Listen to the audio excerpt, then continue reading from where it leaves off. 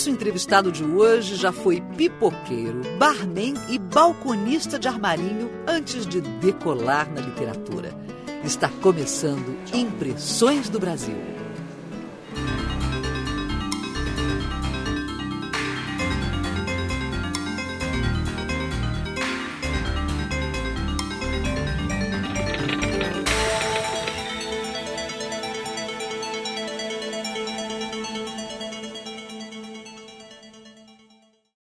Caí dentro da biblioteca e de repente eu descobri fantástico. Falei, poxa, aqui é o lugar ideal para eu ficar, porque nunca tinha ninguém lá dentro.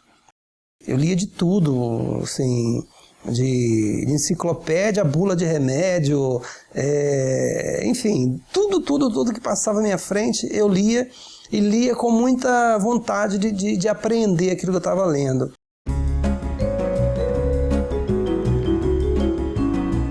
Luiz Rufato iniciou sua trajetória literária com 2 obras de contos, Histórias de Remorsos e Rancores, de 1998, e Os Sobreviventes, de 2000. Em 2001, lançou o romance Eles Eram Muitos Cavalos, premiado pela Associação Paulista de Críticos de Arte e pela Fundação Biblioteca Nacional, com o Prêmio Machado de Assis.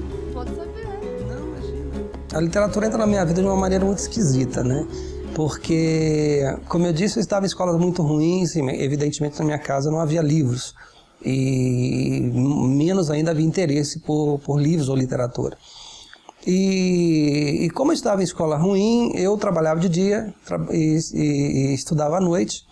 E fim de semana eu ajudava meu pai vendendo pipoca. Meu pai era o segundo mais importante pipoqueiro da minha cidade, porque ele tinha um ponto na praça da igreja, né? E o primeiro mais importante era o cara que tinha o ponto na praça do cinema, né? O cinema dava mais movimento e a igreja menos. Mas certa feita um senhor saiu da igreja, veio comprar pipoca, comprou pipoca e perguntou para mim onde que eu estava estudando.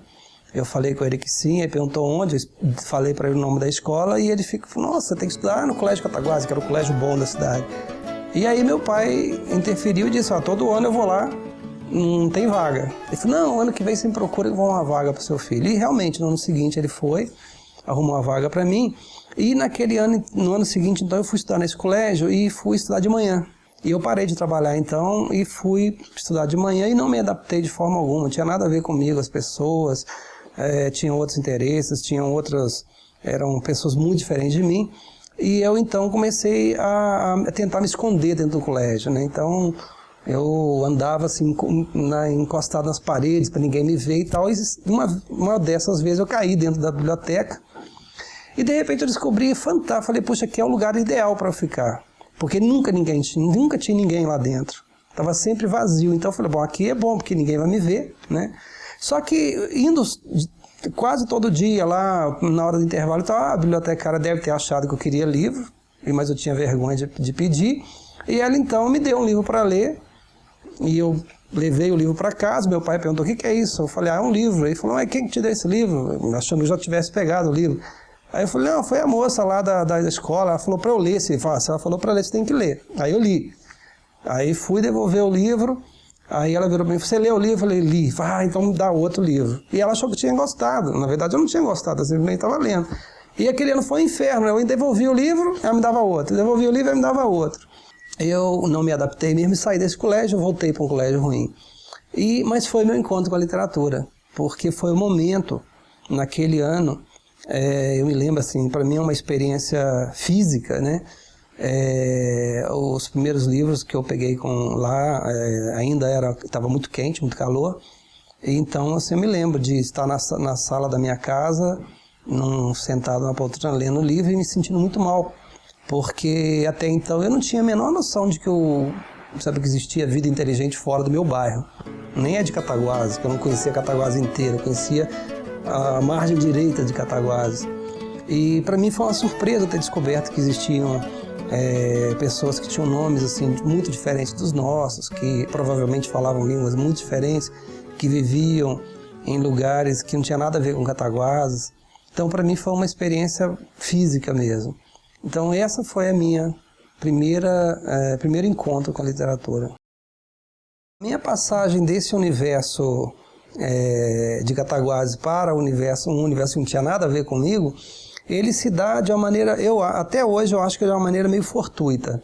Quer dizer, este ano que eu estudei no Colégio Cataguases e quando eu tive contato com os livros, de alguma maneira isso despertou em mim alguma coisa. Na época eu não tinha a menor ideia de que tinha despertado algo. Quer dizer, essa consciência, ela é hoje, né? Mas na época evidentemente não. Mas quando eu voltei a estudar à noite, voltei a trabalhar, eu percebi que alguma coisa tinha modificado em mim e que eu comecei a me sentir extremamente insatisfeito com a perspectiva de vida que eu tinha. A perspectiva de vida que eu tinha, e que meus pais tinham lutado para isso, era o quê?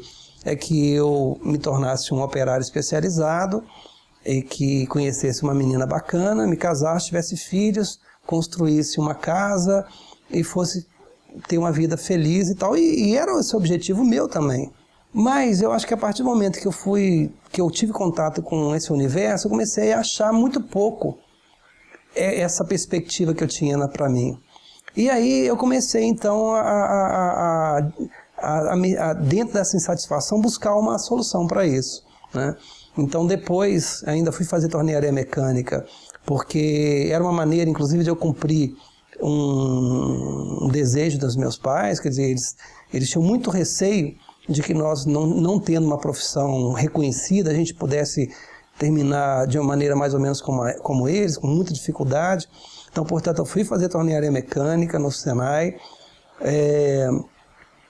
e com a profissão de torneiro mecânico eu vi a porta de abertura para sair de Cataguases.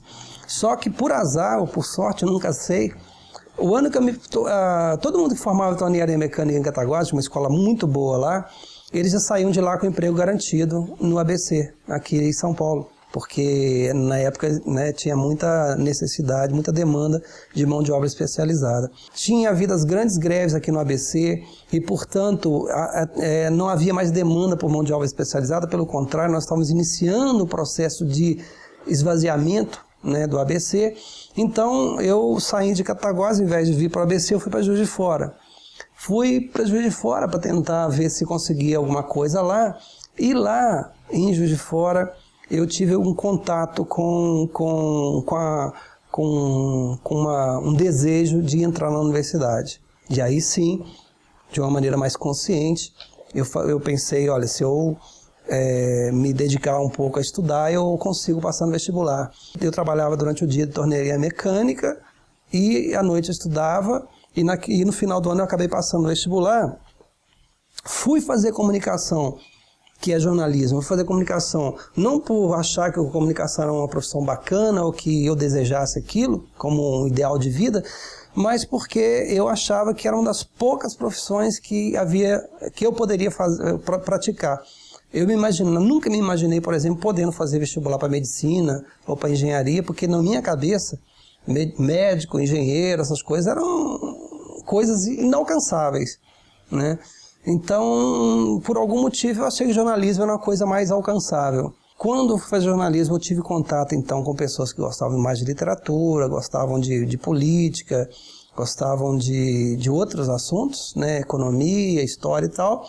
E aí eu me peguei, então, retomando aquele ano que eu passei no Colégio Cataguases, em que eu tive contato com o livro, etc. e tal. Aí, então, foi o momento que eu realmente vou juntar as duas coisas. Aquele primeiro impacto, né, daquelas coisas que eu li naquele ano, com uma profissão que me tirava da situação de operário manual, né, porque ainda para uma posição de um operário intelectualizado, digamos assim.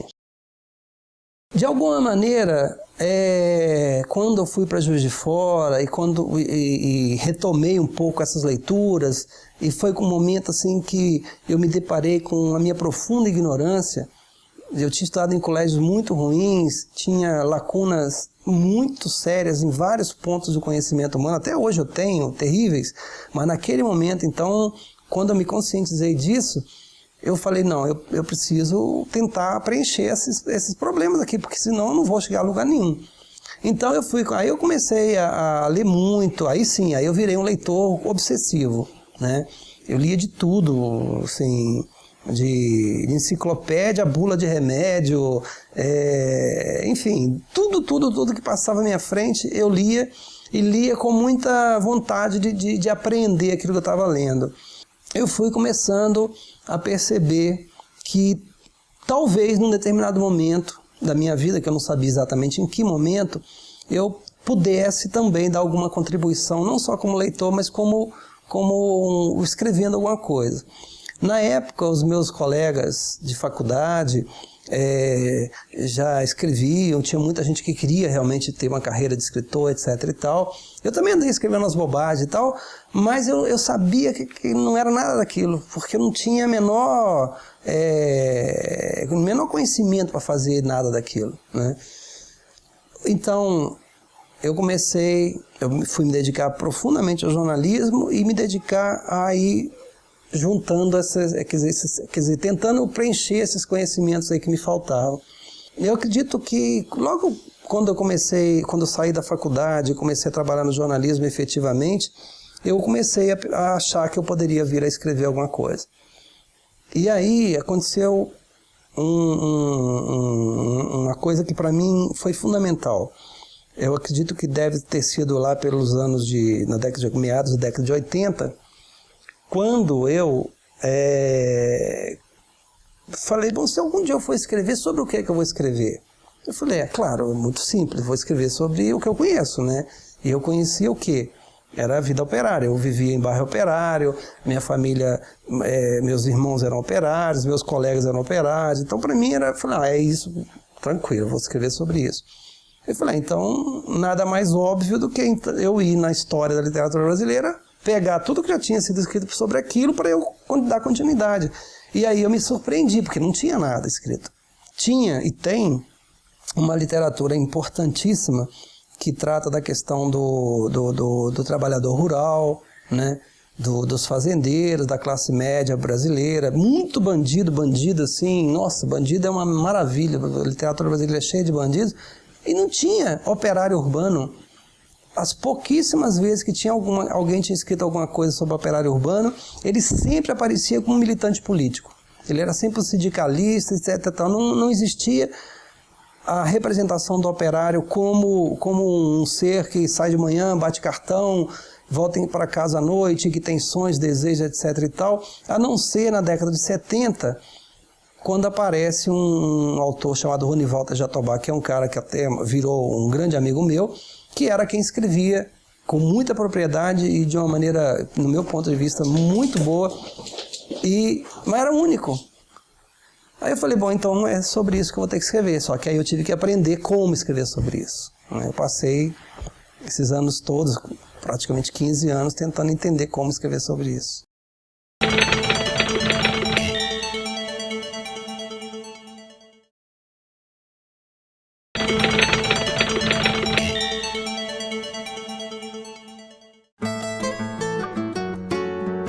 O trabalho na sociedade brasileira sempre foi visto como coisas de escravos ou de gente desclassificada, né? A elite brasileira não vê com bons olhos o trabalho, né?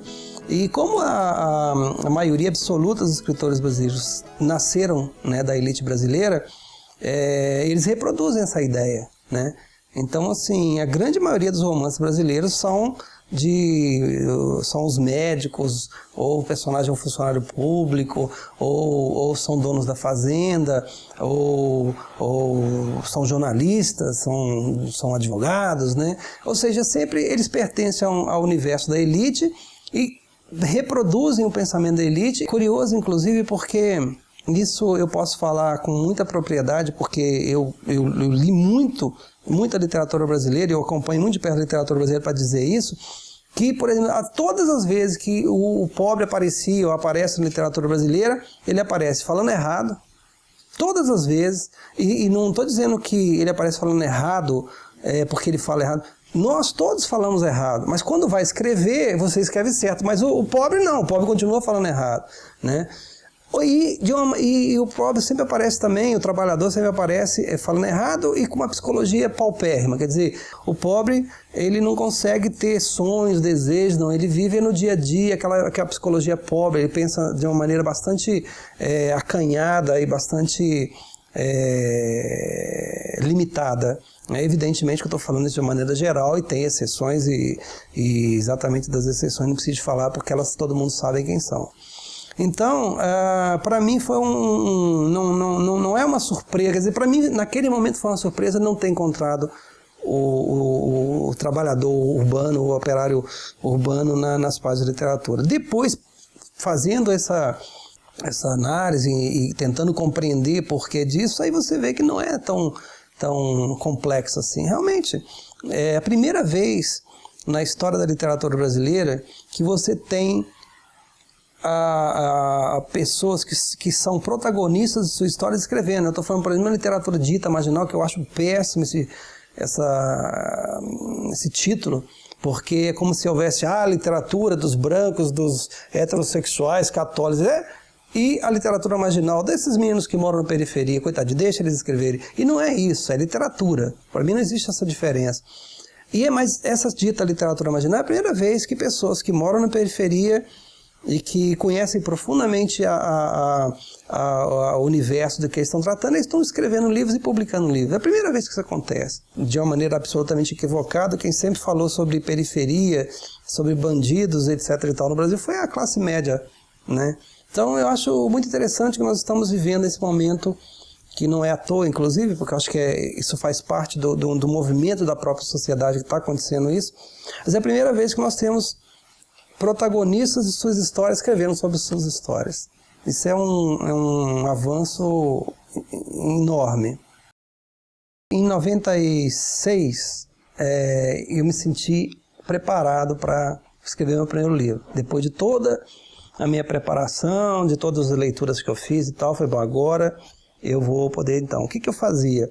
Eu trabalhava no jornal, eu tinha uma carga horária bastante grande, né?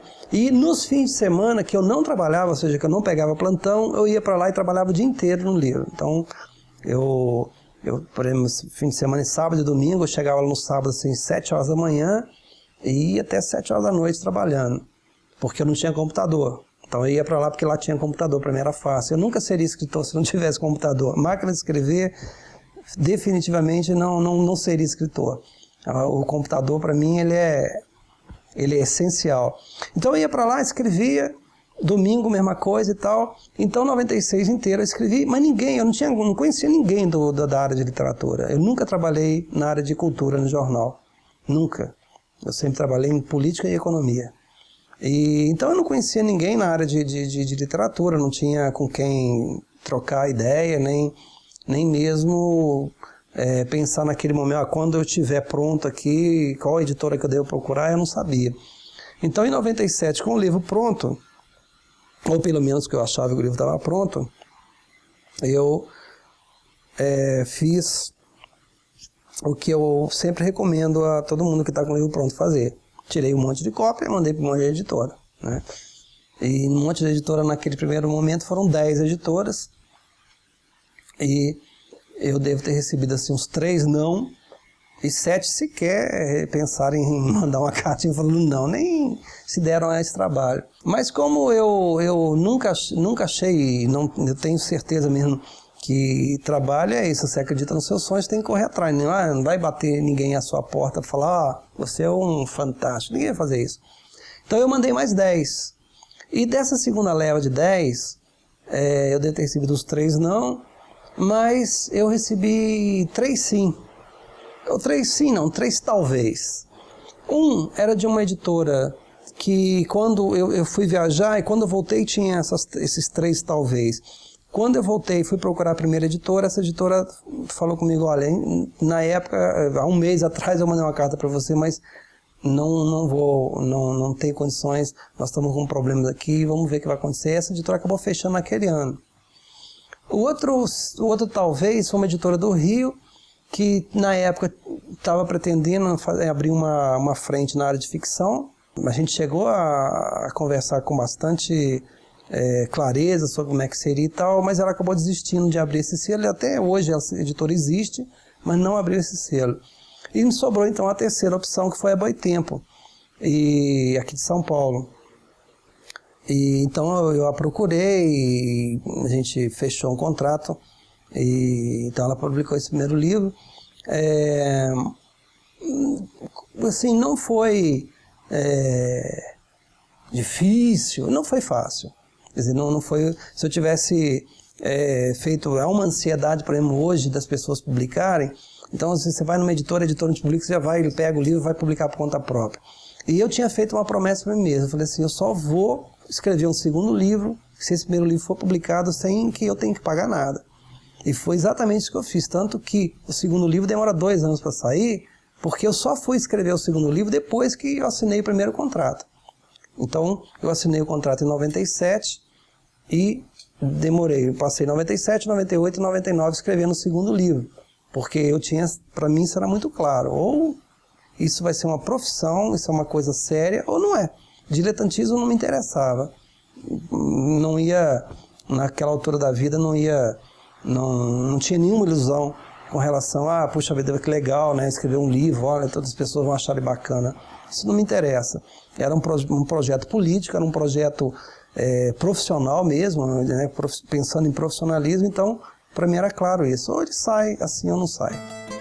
História de Remorsos e Rancores é o primeiro livro. Eu estava tateando, quer dizer, eu estava ainda buscando uma linguagem adequada, uma forma adequada para escrever sobre o universo que eu queria, né? Então ainda não é um livro pronto. Os Sobreviventes, ele já foi escrito com um pouco mais de compreensão do que eu queria. Ele já está mais, do ponto de vista da linguagem, do ponto de vista formal, ele já está mais redondo. E pelo fato de ele ter ganhado o Prêmio Casa das Américas, ele me deu aquela certeza que eu precisava de que o caminho mais ou menos era aquele. O Histórias, Remorsos, Rancores e Sobreviventes são o núcleo de tudo que eu ia fazer depois. Quer dizer, ali já tem nos 2 livros os personagens, o universo que eu queria trabalhar, a trajetória que eu queria discutir, né? Eles estão ali, ainda de uma maneira não, para mim, ainda não adequada. Quer dizer, tanto que eu vou matá-los, né? Eles vão sumir, né? E eu dou como primeiro título da minha obra mesmo, Eles Eram Muitos Cavalos, porque eles vão ser retomados mais à frente de maneira diferente. Eles Eram Muitos Cavalos é um livro que ele foi essencial para mim. Em que sentido? Eu havia publicado os 2 primeiros livros e ainda estava insatisfeito com a questão formal, principalmente. Eu não sabia exatamente como que eu poderia transformar aqueles 2 primeiros livros num grande projeto, vou chamar de romance por falta de outra palavra melhor. E então eu pensei comigo, para eu resolver esse problema eu tenho que escrever um outro livro que não tenha a ver exatamente com esse universo diretamente, mas indiretamente, que me dê a oportunidade de discutir a questão formal. E foi então, para mim, o Eles Eram Muitos Cavalos é uma espécie de síntese formal do Inferno Provisório. Quer dizer, ele para mim é o momento em que eu vou experimentar a questão da linguagem e a questão da distribuição dessa linguagem no projeto do Inferno Provisório.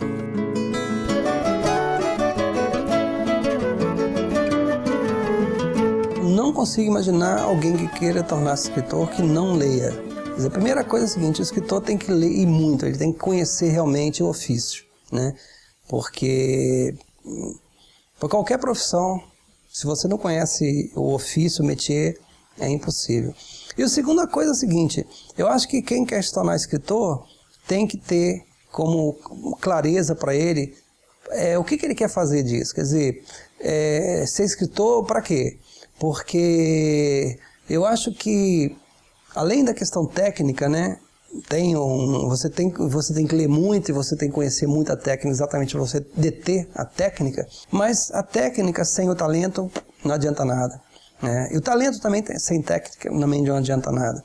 Portanto, eu acho assim que ser escritor é você ter consciência disso, de que é um trabalho, é um ofício, não é algo de diletantismo, é algo que realmente você tem que fazer tratando isso de uma maneira séria E prazerosa também, porque vai te dar prazer, mas sabendo que é uma profissão, que é um ofício, pelo menos um ofício. Ela tenta entender a vida, o mundo e o mistério para poder escrever. Lia Luft é nossa próxima entrevistada. Tudo que eu aprendi sobre teoria literária nos meus mestrados, eu tratei de esquecer bem ligeiro quando comecei a escrever. Eu me divirto, mesmo quando eu crio personagens dramáticos, sofridos, neuróticos, é um procedimento muito lúdico, né? Os escritores normalmente têm uma profissão. Essa coisa assim, agora eu vou largar a minha profissão para ser escritor. Vai virar morador de rua.